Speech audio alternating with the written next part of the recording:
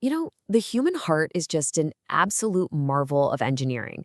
But it's got this one fascinating secret, a really clever trick up its sleeve. So let's dive into the heart's own personal blood supply, a system that is, no joke, critical for every single beat of your life. Okay, so get your head around this for a second. The heart is this incredible pump that sends blood and nutrients to literally every other cell in your body. But what about the heart muscle itself? I mean, it's working harder than anything else, nonstop. How in the world does it get the fuel it needs to keep that up? Well, the answer is this dedicated, super specialized network of blood vessels called the coronary circulation. Think of it as the heart's own private lifeline, built for one purpose and one purpose only, to serve the needs of this amazing organ. And that's the key right there. The whole point of the coronary circulation is to feed the myocardium. That's just the technical name for your heart muscle. And this muscle has an unbelievably high, constant demand for oxygen. This system is designed specifically to meet that demand, beat after beat after beat. And look, let's just get the stakes on the table right away. If this dedicated fuel line gets clogged up or blocked, the consequences are, well, they're severe. It starts with a lack of blood flow, which is called ischemia, and if that isn't fixed, it leads to a myocardial infarction.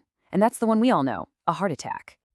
All right, now this is where things get really fascinating, and honestly, a little weird. You'd probably think the heart muscle gets its fuel when it's in the middle of that powerful contraction, when it's pumping blood out to the body. But that's not how it works at all. And boom, here is the big aha moment. When the heart contracts, that's called systole, the coronary vessels that run through the muscle actually get squeezed shut, so blood flow is super low. It's only during relaxation, or diastole, in that tiny fraction of a second between beats that the vessels open up and the heart muscle gets its huge rush of oxygen-rich blood. So get this, the heart feeds itself when it rests. Okay, so let's walk through exactly how this happens. The heart relaxes, the aortic valve, which is basically the main exit, snaps shut. That causes a little bit of blood to pool in these pockets right behind the valve. They're called the aortic sinuses. And from those pockets, the blood is perfectly channeled right into the coronary arteries, which are now wide open. It's simple, it's elegant, and it's absolutely genius. So that's how it works at rest. But what happens when you're, say, exercising or stressed out? How does the system keep up with that relentless workload? Well, it has some incredible adaptations built right in to make sure it can ramp up supply whenever it's needed. So how does it pull this off? Well, for starters, the heart muscle is just jam-packed with capillaries, way more than you'd find in your bicep, for instance. This creates this huge area for oxygen to get to the cells. But it's also incredibly smart. When the heart works harder, it creates byproducts called metabolites. And these metabolites act as a direct signal telling the coronary arteries to open up wider, a process called vasodilation. It's a brilliant self-regulating feedback loop that makes sure supply always meets demand. So we've seen how brilliantly designed this system is, but it's not invincible. Now we're going to shift gears and talk about its main point of failure, which you can really think of as a critical fuel line that's slowly getting clogged over time. And the villain of this story, the underlying problem, is a condition called atherosclerosis. This is a disease where these fatty plaques build up on the inside of your arteries, making them narrower and harder. And as those coronary arteries get narrower, less and less blood can squeeze through to the heart muscle. Once that narrowing gets serious enough, it causes a state called ischemia. Basically, the heart muscle isn't getting enough oxygen to keep up with what it needs, especially when you're exerting yourself. That oxygen debt is what causes angina, that classic chest pain. It's the heart's alarm bell screaming that its fuel supply is in danger. But what if that plaque breaks and a blood clot forms right on top of it, blocking the artery completely? Well, that's when ischemia turns into infarction. This is the crisis point.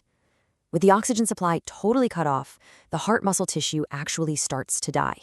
This is a myocardial infarction. This is a heart attack. So what does this actually feel like? Well, the classic signs you hear about are a central, crushing pain in the chest, and that pain can often spread or radiate out to the left arm and sometimes even up into the jaw. Recognizing these signs is just so important for getting help immediately. So when this life or death moment happens, how do we fight back? Well, thankfully, modern medicine has some pretty powerful tools to figure out what's going on and to intervene fast. because every single second counts. To confirm a heart attack, doctors really lean on two key things. First, an ECG, which can spot weird changes in the heart's electrical signals that are caused by the muscle damage. And second, a blood test. They look for specific proteins, like troponins, which only leak out into your blood when heart muscle cells have died. And treatment starts right away. The initial moves are about managing the pain with things like morphine and using drugs like aspirin to stop that clot from getting any bigger. But that's just damage control. The real goal, the definitive treatment, is to get that blood flowing again. The gold standard is a procedure called PCI, where they go in with a catheter and physically open up the artery.